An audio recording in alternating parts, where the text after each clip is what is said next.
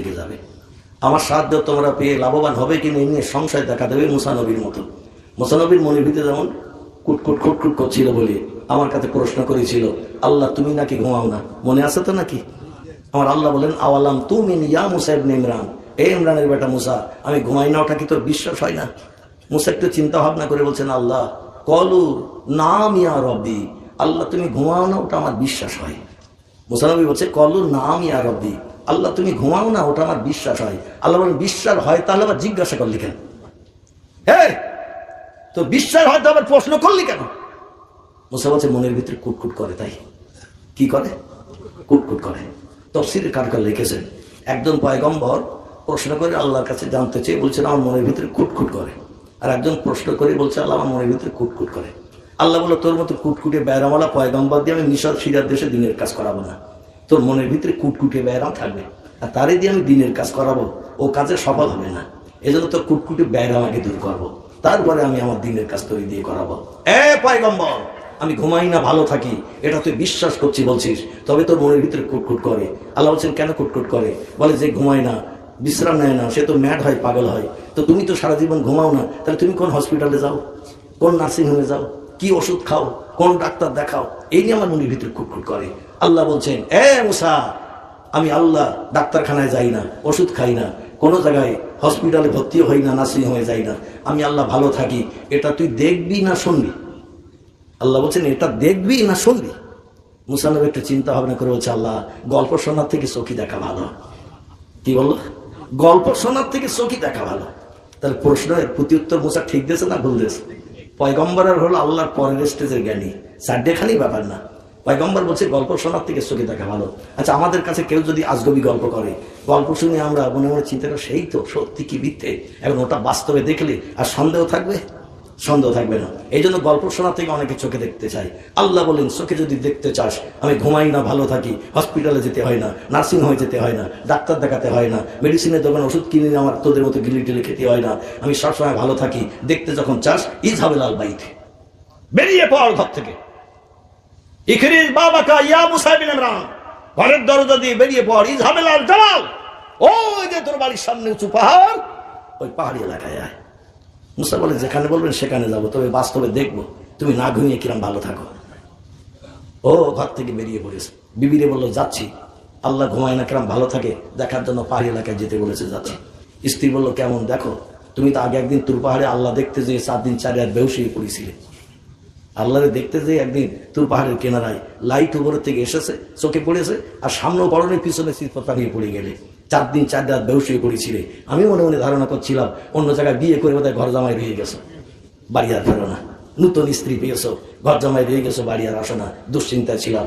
4 দিন পরে বাড়ি ফিরে আসার পর আমার সন্দেহ কেটে গেল যে আমার স্বামী আসলে বিয়ে টিয়ে করেনি, ও বেহুশ হয়ে পাহাড়ের কেনারা করেছিল বলে 4 দিন বাড়ি আসে।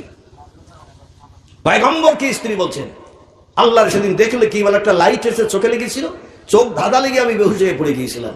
আর বলে, আজকে আল্লাহ ঘুমায় না, ভালো থাকে, এই জন্য আমাকে যেতে বলেছে। আল্লাহ সরাসরি এসে বোধহয় চেহারা আমার দেখাবে, আজকে কলিজা ঠান্ডা হবে। এতদিন তো লাইট দেখে আমি পাওয়ার অহংকার করেছিলাম।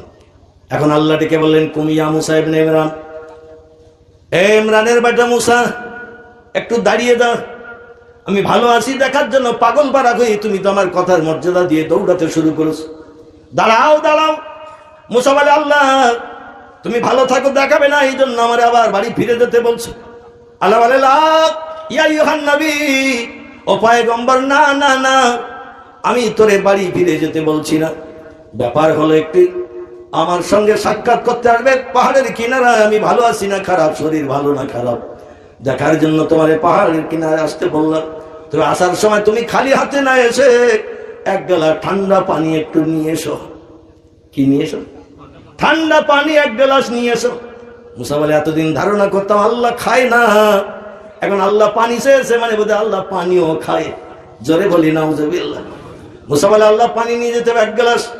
আল্লাহ বলেন, নাম ইয়া আইয়ুহান নবী, আমার পয়গম্বর গো, হ্যাঁ, তবে মেলামাইনের গ্লাসে পানি আনলে চলবে না, স্টিলের গ্লাসে চলবে না, কাঁসার গ্লাস চলবে না, পিতলের গ্লাস চলবে না, মাটির কটরা চলবে না। ও মুসা, কাঁচের গ্লাসে করে পানি আনতে হবে। কিসের গ্লাস?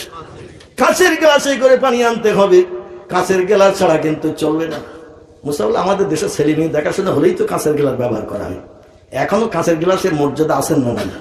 বাড়িতে নতুন অতিথি আত্মীয় স্বজন যদি আসে, ছেলে মেয়ে দেখার একটা উৎসব চলে, সব গ্লাস রিজেক্ট করে দিয়ে কাঁচের গ্লাস বার করা হয়। কাঁচের গ্লাসের একটা সম্মান আলাদা। আর কাঁচটা যদি স্বচ্ছ হয়, ওর ভিতরে মিনারেল ওয়াটার ভালো পানি যদি দেওয়া হয়, পিপাসা না লাগলেও বলে 100 মুখ খাই। স্বচ্ছ কাঁচের গ্লাসের পানি দেখলে পিপাসা না লাগলেও গ্লাসটার মর্যাদা দেওয়ার জন্য ধরে নিয়ে এক আধ গ্লাসে একটু ঢোক মারারও ইচ্ছা হয়। আল্লাহ বলেন কাঁচের গ্লাসে করে 1 গ্লাস পানি আনো। মুসা ঘরে ফিরে যেয়ে বলছে, শোয়েব নবীর কন্যা বিবি সবুরা। সবুরা বলছে, না মিয়া যাওজি, বলুন কি খবর? বলে, তাড়াতাড়ি করে একটা কাঁচের গ্লাস মেজে ঘষে পরিষ্কার করে 1 গ্লাস পানি দে। আল্লাহ অতিথি হবে আমার কাছ থেকে গ্লাসের পানি নিয়ে বোধহয় পিপাসার পানি পান করবে। সে আরশ কুরসি থেকে আসবে পৃথিবীতে পাহাড়ের কিনারায়, একটা লম্বা দুরন্ত পথ, আসতে তো পিপাসা লাগাই স্বাভাবিক। আর আমার হাতের পানি পান করে আল্লাহ বোধহয় পিপাসা মিটাবে। একটু ভালো করে পরিষ্কার করে দিস, যেন অপছন্দ না হয়। স্ত্রী কাঁচের গ্লাস মেজে ঘষে পরিষ্কার করে 1 গ্লাস ঝর্ণার পানি দিয়ে দিলেন। মুসা নবী পানির গ্লাস হাতে করে নিয়ে রওনা দিয়েছেন সেই পাহাড় এলাকায়। যেতে যেতে পাহাড়ের কাছাকাছি চলে গেছেন। হঠাৎ দেখে পাহাড়ের উপর থেকে একটা লম্বা পাথর, বড় আকারের লম্বা পাথর সরসর করে সরে এসে পাহাড়ের ধার দিয়ে যে রাস্তা, ওই রাস্তার উপরে পাথর এসে বিছিয়ে পড়ে গেছে। পাথরটা এভাবে রাস্তার উপরে পড়েছে, সাইড দিয়ে যাওয়ার জায়গা নাই, যেতে গেলে পাথরের উপর দিয়ে যেতে হবে। মানে এমন ভাবে পাথরটা উপর থেকে এসে গড়িয়ে তলায় এসে পড়েছে, পাথরের উপর দিয়ে যাওয়া ছাড়া আর পাশ দিয়ে যাওয়ার রাস্তা নাই। 2 দিকে উঁচু পাহাড়। মুসা নবী চিন্তা ভাবনা নিল, পাথরটা যখন উপর থেকে নেমে এসে এই রাস্তা অ্যাটাক করেছে, আমি পাথরের উপর দিয়ে যাই, কারণ আরো সামনে না গেলে তো আল্লাহর সঙ্গে সাক্ষাৎ হবে না। আর আল্লাহ বললেন এই পাহাড় এলাকায় আয়। এখন জায়গা পর্যন্ত না গেলে তো দেখা হবে না। এখন পাথরের উপর দিয়ে মুসা নবী যেই রওনা দিয়েছেন, হাফ পজিশনে যেই গেছেন, আল্লাহ বলছেন, কুম ইয়া মুসা ইবনে ইমরান, ইমরানের বেটা মুসা, দাঁড়িয়ে যা, দাঁড়া। মুসা বলে, আল্লাহ আজ যেতে হবে না? আল্লাহ বলে, না আর যেতে হবে না। মুসা বলে, তাহলে আমারই লাভ হলো, যদি আপনি না বলতেন আরো 2-4 কিলোমিটার আমার যেতে হতো। তা তুমি এগিয়ে আসবে, আমার একটু কষ্ট কম দেবে। সত্যি আল্লাহ তোমার দয়া মায়ার শেষ নাই। জোরে বলুন সুবহানাল্লাহ। মুসা বলে, আল্লাহ তুমি ইচ্ছে করে আমার তো আরো 4 কিলোমিটার হাঁটতে বলতে পারতে, কিন্তু না বলে তুমি এই পাহাড়ের পাথরের উপরে আমার দাঁড়াতে বলছো। আসলে ধুলার উপরে দাঁড়ালে তোমার পায়ে ধুলাটাও লেগে যেতে পারে, তাই পাথরটা গড়িয়ে পড়েছে রাস্তায়। আর পাথরের উপরে আমি উঠে দাঁড়িয়েছি, আর তুমি এই পাথরের উপরে এসে বোধহয় দাঁড়াবে, যাতে পায়ে ধুলোটলো না লাগে। আলহামদুলিল্লাহ, ভালো জিনিস, আমি পাথরের উপরে দাঁড়িয়ে থাকি। মুসা নবী পাথরের উপরে দাঁড়িয়ে দিয়েছে। 1 ঘন্টা যায়, 2 ঘন্টা যায়, 3 ঘন্টা যায়, আল্লাহ আসে না। মুসা বলে, আল্লাহ আসতে দিয়ে কত জায়গায় বাধা পাচ্ছে, তা ঠিক আছে, কত সৃষ্টি আল্লাহর রাস্তায় অ্যাটাক করছে, সমস্যার কথা জানাচ্ছে, অসুবিধার কথা জানাচ্ছে, তাদের সমস্যা সব সমাধান করিয়ে তারপরে তো আল্লাহ আসবো আমার কাছে। সেখান থেকে আসতে গেলে তো কত বাধা, কত সৃষ্টির সম্মুখীন আল্লাহ হবেন, তাদের সমস্যার সমাধান হবে। এজন্য আমার তো আজকের একটু ধৈর্য ধরতে হবে। এই জন্য মুসা বলে, একটু কষ্ট করে দাঁড়ায়। সূর্য প্রচন্ড রৌদ্র তাপ দিচ্ছে, পাহাড়ের পাথর গরম হয়ে যে লু হাওয়া ছুটতে শুরু করেছে। পাহাড়ের পাথরগুলো যখন রৌদ্র পড়ে গরম হয়ে গেল, লু হাওয়া ছুটতে শুরু করেছে দুপুর রৌদ্রে। মুসা নবী পাথরের উপরে দাঁড়িয়ে কাঁচের গ্লাস 1 গ্লাস পানি হাতে করে নি, দেহ দিয়ে ঘাম ঝরঝর করে গোসল করার মতো ঝরতে শুরু করেছে। মুসা বলে, আল্লাহ আরো 2-1 ঘন্টা দাঁড়াতে হয়, দাঁড়াবো, আপত্তি নাই, কিন্তু যদি আবহাওয়াটা একটু স্বাভাবিক হতো। এই প্রচন্ড রৌদ্র তাপ, দুপুরবেলা গরম, মানুষের পক্ষে অধৈর্য হয়ে যাচ্ছে, অসহ্য হয়ে যাচ্ছে। একটু ঠান্ডা হাওয়া হলে, মেঘলা হলে বড় ভালো হতো।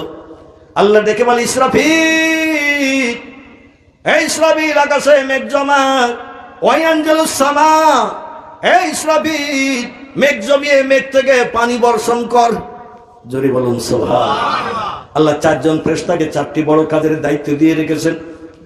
একজন ফেরেশতার নাম হযরতে জিবরিল, আল্লাহ থেকে আসমানি কিতাব মানুষের কাছে পৌঁছানোর জন্য, আর ওহীগুলো মানুষের কাছে বর্ণনার জন্য জিবরিলকে নিহিত করেছেন। আল্লাহর কথাগুলো মানুষের কাছে পৌঁছানোর জন্য জিবরিলকে আল্লাহ পাক ওহী হিসাবে নিহিত করে রেখেছেন। একজন ফেরেশতার নাম হযরতে মিকাইল, আল্লাহ তাকে মেঘ পরিচালনা করে পানি বর্ষণের দায়িত্ব দিয়েছেন। জোরে বলুন একটু সুবহানাল্লাহ। আল্লাহ ইচ্ছা করলে নিজের কুদরতি ক্ষমতায় হুকুমে সবকিছু করতে পারে, কিন্তু কিছু কিছু কাজের দায়িত্ব কিছু কিছু ফেরেশতাকে দিয়ে রেখেছেন, তারা কাজগুলো মেনটেন করে। ও মালাইকাতুন গিলাদুন শিদাদুন লা ইয়াসুনাল্লাহা মা আমারাহুম ওয়া ইয়াফআলুনা মা ইউমারুন। জোরে বলুন একটু আল্লাহু আকবার। আল্লাহ বলেন, আমি ফেরেশতা বানিয়েছি 2টি ধাঁচে। কটি? আল্লাহ বলেন, আমি ফেরেশতা বানিয়েছি 2টি ধাঁচে। এক ধাঁচের ফেরেশতা হলো নরম সরম, এক ধাঁচের ফেরেশতা বানিয়েছে একটু গরম সরম। গরম কড়া করে বানিয়েছে এক ধাঁচের ফেরেশতা, ওদের দয়া মায়া নাই, ওরা আমার হুকুম তামিল করে কড়া কড়া কাজগুলো করবে। এক ধরনের ফেরেশতা বানিয়েছে নরম সরম করে, ওরা একটু দয়া মায়া দেখাবে। ইসরাফিলকে আমার আল্লাহ পাক হযরতে জিবরাইলকে মিকাইলকে একটু নরম ধাঁচড়ে বানিয়েছেন, আজরাইলকে আল্লাহ একটু কড়া করে বানিয়েছেন, মুনকির নকিরকে একটু কড়া করে বানিয়েছেন, মালিককে একটু কড়া করে বানিয়েছেন। আসামি দগ্ধ হবে কিন্তু জাহান্নাম থেকে বার কাউকে হতে দেবে না। জোরে বলুন একটু সুবহানাল্লাহ। মালাইকাতুন গিলাজুন শিদাত, আল্লাহ বলেন কড়া ধাঁচের ফেরেশতা যাদের বানিয়েছে ওরা আমার কড়া কড়া হুকুমগুলো পালন করবে। যে বান্দার মিজানের গাড়ি পাল্লায় নেকি বদি ওজনের পর পাপের পাল্লা ভারী হয়ে যাবে, কড়া ধাঁচের ফেরেশতারা বলবো, তাদের বলবো ওদের গলায় লোহার শিকলের দড়ি পরিয়ে দিয়ে গরু ছাগলের মতো হলহল করে টানতে টানতে জাহান্নামে নিক্ষেপ করে দিয়ে ফাসাউফা ইয়ালামুন ইজিল আগলালু ফি আনাকিহিম ওয়াসসালাসিল ইয়াসহাবুনা ফিল হামিমে সুম্মা ফিন নার ইয়াসজারুন। জোরে বলুন একটু আল্লাহু আকবার। আল্লাহ বলেন মিজানের দাড়ি পাল্লায় নাকি বদি ওজন হলে পাপের পাল্লা যদি কারো ভারী হয়ে যায়, আমার ওই কড়া ধাঁচের ফেরেশতারা গলায় লোহার শিকলের দড়ি পরিয়ে গরু ছাগলের মতো হলহল করে টানতে টানতে নিয়ে জাহান্নামে নিক্ষেপ করে দেবে। সেখানে শুধু বান্দারা দগ্ধ হতে থাকবে। জাহান্নামী যারা হবে কোটি কোটি বছর পড়লো মরণ কোনোদিন হবে না। জাহান্নামে মরণ নাই, সব সৃষ্টির মরণ হবে একবার। সেই মরণ হলো এই পৃথিবীর মরণ। সব সৃষ্টির মরণ হবে একবার, সেই মরণ হলো এই পৃথিবীর মরণ। পৃথিবীর মরণের পর আল্লাহ বলছেন সুম্মা ইউহয়িকুম, তোমাদের আবার জিন্দা করা হবে। জোরে বলুন একটু আমিন। বিশ্বাস হয় না? হয় না? আমার ভাইয়ের একজন পয়গম্বর কিন্তু বিশ্বাস করতে পারেননি। এই পয়গম্বর সাধারণ পয়গম্বর নন, ইনি হলেন জালালি কদরের একজন পয়গম্বর। নাম তার ইব্রাহিম খলিলুল্লাহ। কি নাম? কি নাম? ইব্রাহিম খলিলুল্লাহ। আমার আল্লাহ ডেকে বলে, আল্লাহ কাইফা তুহিল মাউতা ইয়া রাব্বি, আল্লাহ তুমি নাকি আবার পরে মরা জিন্দা করবে। আল্লাহ বললেন আওয়ালাম তুমিন ইয়া ইব্রাহিম, হে ইব্রাহিম আমি মরা জিন্দা করব ভবিষ্যতে, এটা কি তোর বিশ্বাস হয় না? ইব্রাহিম নবী ধন্দে পড়ে গেল, হ্যাঁ বলবো না না বলবো? আল্লাহ যদি মরা জিন্দা করতে পারে আর আমি যদি বলি আল্লাহ তুমি পারো না, তাহলে আমি তো বেঈমান হয়ে যাব। ইব্রাহিম একটু চিন্তা ভাবনা করে বললেন কলু বালা ইয়া রাব্বি, আল্লাহ তুমি মরা জিন্দা করতে পারো, আমার বিশ্বাস হয়। আল্লাহ বললেন তাহলে আমারে প্রশ্ন করলি কেন? মুসা নবীরে যেমন আল্লাহ জিজ্ঞাসা করেছিল, ইব্রাহিম নবীর আল্লাহ জিজ্ঞাসা করলেন, তাহলে আমার কাছে প্রশ্ন করলি কেন? ইব্রাহিম নবী বললেন মনের ভিতরে খুটখুট করে, তাই। কি করে? খুটখুট খুটখুট করে। আল্লাহ বললেন তোর মতো খুটখুটে বেড়ামলারে দিয়ে মিশর সিরিয়ার দেশে বাবেলের দেশে দিনের দাওয়াতের কাজ চলবে না। খুটখুটে বেড়ামলা দিয়ে আমি কাজ পছন্দ করি না। তোর খুটখুটে বেড় আমাকে দূর করবো, তোর মনের ভিতরে খুটখুট কেন করে? ইব্রাহিম নবী বলছেন আল্লাহ চোখের সামনে কত জীবজন্তু মারা যায়, কত জীবজন্তু আবার অন্য জীবজন্তু খেয়ে নেয়, খেয়ে নেওয়ার পরে আবার পায়খানা করে মলত্যাগ করে ফেলে দেয়। বর্ষার পানি হয়, পায়খানাগুলো সব ধুয়ে মাটির সঙ্গে মিশে যায়। কত জীবজন্তু এইভাবে দুনিয়া থেকে বিদায় হয়ে মাটির সঙ্গে মিশে গেল, পানির সঙ্গে মিশে গেল। আবার তুমি জিন্দা করবে কি করে? এই নিয়ে আমার মনের ভিতরে খুটখুট খুটখুট করে। চোখের সামনে অনেক জীবজন্তু গিলে খেয়ে নেয়, আবার খেয়ে নেওয়ার পরে উদারপূর্ণ করার পরে পায়খানা হয়ে মলদার দিয়ে বেরিয়ে যায়। পায়খানায় বর্ষার পানি হয়, ধুয়ে গলে সব একাকার হয়ে যায়। কত জীবজন্তু মারা যায়, মাটির সঙ্গে মিশে যায়, পচি গলে সব মাটি হয়ে যায়। তুমি আবার কি করে জিন্দা করবে? এই নিয়ে আমার মনের ভিতরে খুটখুট করে। আল্লাহ বলে তোর মতো খুটখুটে বেড়ামালাকে দিয়ে দিনের কাজ পছন্দ করি না। এ পয়গম্বর আমি তোর খুটখুটে বেড়াম দূর করতে চাই। পয়গম্বর বলল আল্লাহ তাহলে তো খুব ভালো হয়। আল্লাহ বলেন এখন গল্প শুনবি না চোখে দেখবি? পয়গম্বর বলল আল্লাহ আমি গল্প শুনে খুশি হতে পারবো না, খুটখুটে বেড়াম যাবে না, তো একটু চোখে দেখালে আমি নিশ্চিন্ত হতে পারি। আল্লাহ বলেন ইজহাবিল আজ্জাবাল, যদি নিশ্চিন্ত হতে চাস ঘর থেকে বেরিয়ে বড় ওই বাড়ির সামনে উঁচু পাহাড়টার উপরে ওঠির হারা শাখাইল আজ্জাবাল, পাহাড়ের মাথায় ওঠ। ইব্রাহিম নবী বলেন যেখানে বলবে সেখানে যাব, তবে কি করে মরা জিন্দা করে আমার দেখে খুটখুটে বেড়াম দূর করতে হবে। বাড়ি থেকে কিছু দূর বেরিয়ে গেছে। আল্লাহ বলেন কুমিয়া ইব্রাহিম একটু দাঁড়া। ইব্রাহিম দাঁড়িয়ে বলছেন আল্লাহ তুমি মরা জিন্দা করতে পারবে না, তাই আবার দাঁড়াতে বলছো। আল্লাহ বলে লা ইয়া আইয়ুহান নবী, না না না তা নয়। বলে তাহলে আমি যেতে চাচ্ছিলাম পাহাড় এলাকায়, কেন নিষেধ করলেন, দাঁড়াতে বললেন? আল্লাহ বলছেন ফের একটু বাড়ি যা, বাড়ি থেকে আসার সময় 4 রকম জীবন্ত জীব ধরে নিয়ে আয়। আমি নানি দাদির গল্প আপনাদের কাছে করছি না, তফসিরে মাফাতিহুল গায়ব, তফসিরে মাজিদ, তফসিরে রুহুল বায়ান, তফসিরে ইবনে কাসির থেকে আপনাদের কাছে তথ্য পরিবেশন করছি। আল্লাহর কোরআন শুনতে ভালো লাগে না? লাগে না? আমার ভাইরা, পয়গম্বরকে আল্লাহ বলেন বাড়ি থেকে 4টে জীবন্ত জীব ধরে নিয়ে আয়, যা তোর হাতের পাশে নাগালে পাবি। 4 রকম জীবন্ত জীব আনতে যে যেন দেরি করবি না। ইব্রাহিম নবী ঘরে দিয়ে চালের থেকে একটা চড়ুই পাখি ধরে নিয়েছে। অনেকে চালে চড়ুই পাখি বাসা করে না, একটা চড়ুই পাখি চালের থেকে বার করে ধরে নিয়েছে। বাড়ির কোঠার থেকে ডোবের থেকে একটা মোরগ নিয়েছে, মোরগ। আমার ভাইরা, অনেকের বাড়ি দেখবেন ময়ূর পোষা হয়, ময়ূর। আবার অনেকের বাড়ি দেখবেন কবুতর পোষা হয়। তফসির কারকেরা কেউ বলেছেন ময়ূর, অধিকাংশ তফসির কারক বলছেন কবুতর। বাড়িতে কবুতর বসে অনেকে, কবুতরের বাসা থেকে টপ থেকে একটা কবুতর ধরে নিয়েছেন। 3 রকম ধরে নেওয়ার পরে চড়ুই পাখি নিল, মোরগ নিল, কবুতর নিল, 4 রকম আর খুঁজে পাচ্ছে না। কি করি? আমার আল্লাহ ডেকে বলে মাহালুকা মাকফালুকা ইয়া ইব্রাহিম, কি হলো তোরে 4 রকম জীবন্ত জীবন্তে বললাম পাহাড়ের উপরে, এখনো কেন ঘর ছাড়িস না? ইব্রাহিম বলে আল্লাহ 3 রকম হাতের কাছে নাগালে পেয়েছি, টপ টপ করে ধরে নিস। আরেক রকম পাচ্ছি না, তাই যেতে পাচ্ছি না। আল্লাহ বলে তোর বাড়ি বকরি, ছাগল, ভেড়া, দুম্বা আছে না নাই? অধিকাংশ পয়গম্বরেরা উট, ভেড়া, দুম্বা, ছাগল চড়িয়েছে। জোরে বলুন একটু সুবহানাল্লাহ। এজন্য নবী মুহাম্মদ রাসূলুল্লাহ বলছেন, কোন ব্যক্তি যদি ছাগলের দড়িতে হাত দেওয়াকে অস্বীকার করে, ইনকার করে, এহনাত করে, গরুর দড়িতে হাত দেওয়া যদি অস্বীকার করে, ইনকার করে, নিন্দনীয়, দৃষ্টিকটু মনে করে, হাসরের মাঠে তার সঙ্গে আমার কোনো সম্পর্ক থাকবে না। কারণ আমি রাসূল 7 থেকে 8 বছরের মতো মক্কা নগরীতে ধনীদের উট, ভেড়া, দুম্বা চড়িয়েছি মাঠে মাঠে। আমার দুধমা হালিমার ঘরে থাকতে 6 বছরের মতো বয়স্ক হওয়া পর্যন্ত দুধমা আব্দুল্লাহ কিনে মাঠে উট, ভেড়া, বকরি চড়িয়েছে। যদি আমার সুন্নত মনে করে কোনো ব্যক্তি ছাগলের দড়ি ধরে নিয়ে রাস্তার ধারে একটু খোঁটাটা মেরে দেয়, ছাগলের দড়িটার খোঁটাটা তুলে নিয়ে বাড়ি এনে খুঁড়িতে বেঁধে দেয়, সে আমি মুহাম্মদ আমার সুন্নত পালন করলো। মান তামাসসাকা বিসুন্নতি ইনদা ফাসাদি উম্মতি ফালাহু আজরু মিআতা শহীদেন।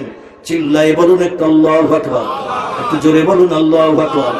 আল্লাহর নবী বলছেন আখিরি জামানের শেষ যুগে কোন একজন ব্যক্তি আমার একটা সুন্নত ভালোবেসে পছন্দ করে বাস্তব জীবনে যদি আমল করে কবরে কবরস্থ হয়, আমি মুহাম্মদ রাসূলুল্লাহ বলছি আল্লাহ পাক হাসরের মাঠে তাকে 100 শহীদের মর্যাদা দিয়ে হিসাব নিকাশ বিহীন জান্নাত হালাল বানিয়ে দেবে। নারায়ে তাকবীর। গরুর দড়িতে হাত দেওয়া ভালো না খারাপ? ছাগলের দড়ি ধরে নিয়ে রাস্তার ধারে খোটা পতা আবার তুলে নিয়ে বাড়ি আসা ভালো না খারাপ? 6তলা বাড়ি আছে বলে, 4খানা গাড়ি আছে বলে, 20 কোটি টাকা আছে বলে এহনাত ইনকার করলে, নিন্দনীয় কাজ মনে করলে কিন্তু হাসরে বিপদ আছে। আমার ভাইরা, আল্লাহ নবীর টোটাল জীবন আদর্শটাই হলো আমাদের সুন্নত। যে লোকটি সুন্নত মনে করি নবীর আদর্শ বাস্তবে রূপদান করবে, হাটে মাঠে পথে রাস্তাঘাটে যেখানে যায় মাথায় টুপিটা দিয়ে গেল, কালো চুল ঢেকে চলে গেল, জামার বাড়ি শ্বশুর বাড়ি গেল, টুপি মাথায় দিয়ে গেল, হাটে মাঠে পথে জামার বাড়ি শ্বশুর বাড়ি বিয়ে বাড়ির অনুষ্ঠানে গেল, মুখের দাড়িতে খুরকেছে লাগালো না। এখন আমাদের ছেলেরা দেখবেন বিয়ে বাড়ির অনুষ্ঠান যদি হয়, ছেলে আগে যেয়ে ঝাঁপে বাড়ি মারে, তাড়াতাড়ি ঝাঁপ তোল ভাই। বলে কি হয়েছে? বলে বন্ধুর বোনের বিয়ে নিমন্ত্রণ হয়েছে গতকাল, তাড়াতাড়ি করে একটু টেনে দে। বলে 7 দিন আগে তো তোমার দাড়ি কেটে দিস। বলে আবার বন্ধুর বোনের বিয়ে, সেখানে কত লাল হলুদ আসবে, আর আমার এই 2 সাবারিতে একটু কালো কালো গোড়া গোড়া বেরিয়েছে, অনেক মেয়ে পছন্দ করবে না। 7 দিন আগে টেনেছিস তো কি হয়েছে, 5 দিনের দিন আজকের আবার টান। দোকানদার দাড়ি কাটে আর মুসকে মুসকে হাসার বলে আল্লাহ ঘন ঘন যেন বিয়ের নেমন্তন্ন হয়, ঘন ঘন যেন বিয়ের নেমন্তন্ন হয়। আর 5 দিনের মাথায় যদি দাড়ি টানতে আসে, আমার সংসারের অচল হওয়ার সন্দেহ নাই। কারণ 20-50 তো পাবো, ও টেনে বাসুক বরুক আমার দেখার দরকার নাই, টেনে দিলেই তো 20-50 পাবো। রাসূল বলছেন মান কাতাল্লাহিয়া ফাকাতালানি, যে লোকটি আমার সুন্নতকে ইহনাত করলো, ইনকার করলো, পৃথিবী থেকে বিদায় করে দিয়ে দিল। দাড়ি কর্তন করে বানানো হনুমান মার্কা চেহারা বানিয়ে নিল।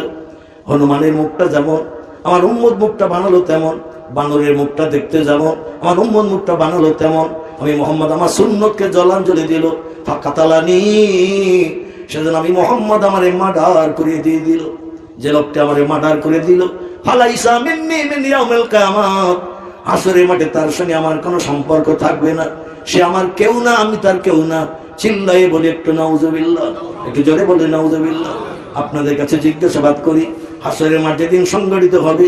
আল্লাহ কোরআনে বলছেন ইয়াউমা ইয়াফিরুল মারউ মিন আখিহি ওয়া উম্মিহি ওয়া আবিহি ওয়া সাহিবাতিহি ওয়া বানিহি আল আখির। হাসরের মাঠ যেদিন সংগঠিত করব, কবর থেকে সবাইকে যেদিন উত্থাপিত করব, সে বাপ ছেলেরে চিনবে না, ছেলে বাপের কাছে পরিচয় দেবে না, মা মেয়েরে চিনবে না, মেয়ে মায়ের কাছে পরিচয় দেবে না, ভাই বোন কেউ কারোর সঙ্গে সম্পর্ক রাখবে না। যেদিন কেউ কারো দিকে ফিরেও তাকাবে না, সেদিন পয়গম্বর মুহাম্মদ